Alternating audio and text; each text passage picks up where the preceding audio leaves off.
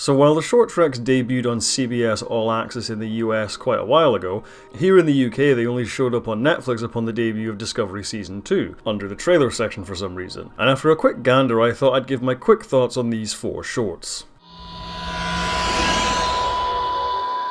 The first short, Runaway, felt like the B-plot to a main episode, but in a good way.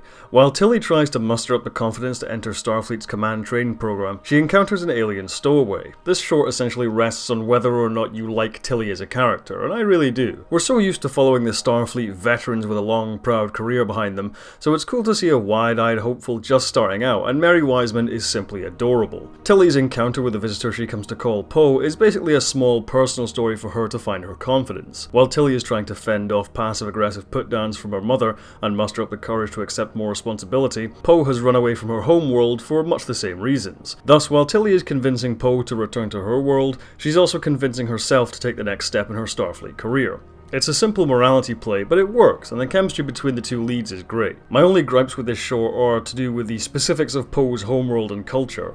How does a species and planet come into existence at the same time exactly? While story and character should always take precedence over airtight realism, this tendency to blast through plot details for the sake of a brisk pace is something which has affected Discovery's second season, but we'll get to that later. Overall, Runaway is an enjoyable little personal arc for Tilly, and I'm really interested to see how the character develops over the following seasons of the show.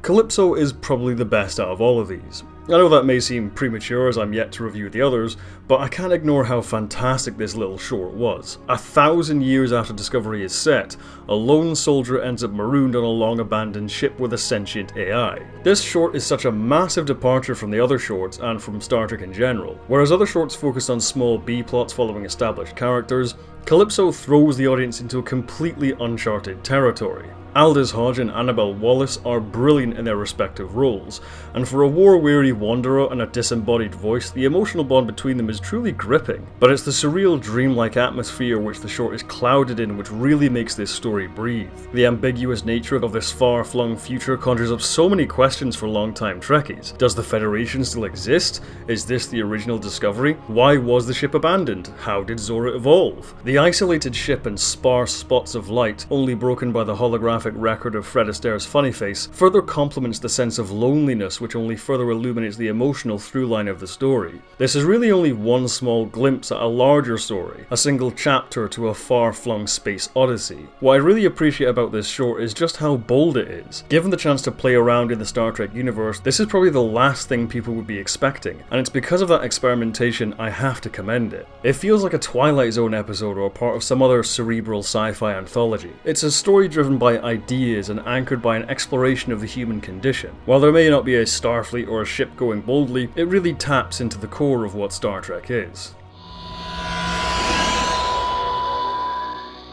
The Brightest Star was essentially the small preview for The Sound of Thunder, an awesome Season 2 episode which we'll get to in the full review of Season 2. But after going back to this short following that episode, The Brightest Star unfortunately feels a bit undercooked. The fascinating binary relationship between the Kelpians and the Baul, and Saru's time inhabiting it, is only given the briefest glimpses before it's all over, and because we ultimately know how this ends, there isn't really a sense of excitement or threat to the story. That's not to say it's a total loss though. Doug Jones as Saru is simply sublime as always. He's a very capable dramatic actor even as a normal person, but it's all the work he puts into his physical performance which makes him truly extraordinary. And placing this short within the larger story of Saru's journey through seasons 1 and 2 paints a picture of Saru emerging as the true breakout character of this new era of the Star Trek franchise. While the script may stumble, it's still a gorgeous looking little film with a great lead performance.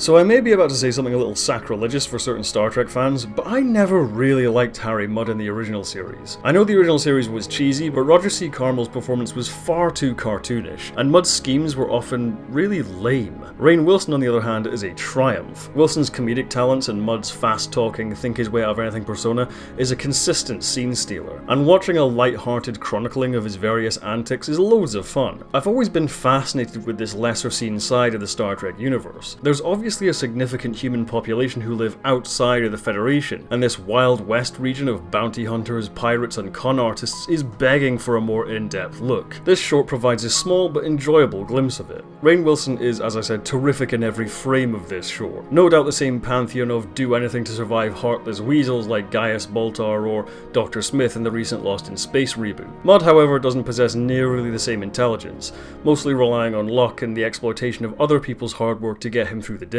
Watching him try to escape the clutches of the various ne'er-do-wells he's found himself captured by, and their frustrated indifference towards him, is a delight. But it's the great twist ending which really makes this one a standout. With all the various Star Trek projects CBS seems to be greenlighting, I'd kill for a Firefly-esque band of misfits show set in this less civilized region of the Star Trek universe. In general, while some shorts were much stronger than others, the existence of these shorts is really encouraging to me. It demonstrates a willingness to experiment with the Star Trek universe. More personal stories centered around supporting characters, far-flung original stories, detours into less well-known territory. These shorts could really go anywhere and be anything. The Star Trek universe at this point is a playground, and I think it's great how enthusiastically people want to play in it.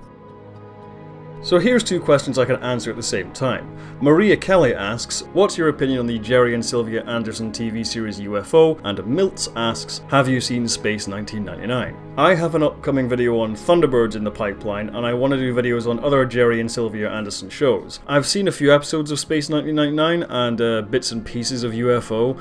I do want to do videos on them, whether they take the form of reviews or something else, I'm not really sure yet, but I will get around to talking about them at some point. If you like my videos, be sure to subscribe and hit the bell icon to stay up to date on all my new uploads. You can see videos early on my Patreon for as little as $5 a month. Speaking of which, I'd like to quickly thank my patrons Chris Lord, Andy Luke, Larry Bennett, James Vanderhaeg, T. Stoney, L. Carton, and Millie Coleman. Until next time, have a good one, and as always, live long and prosper.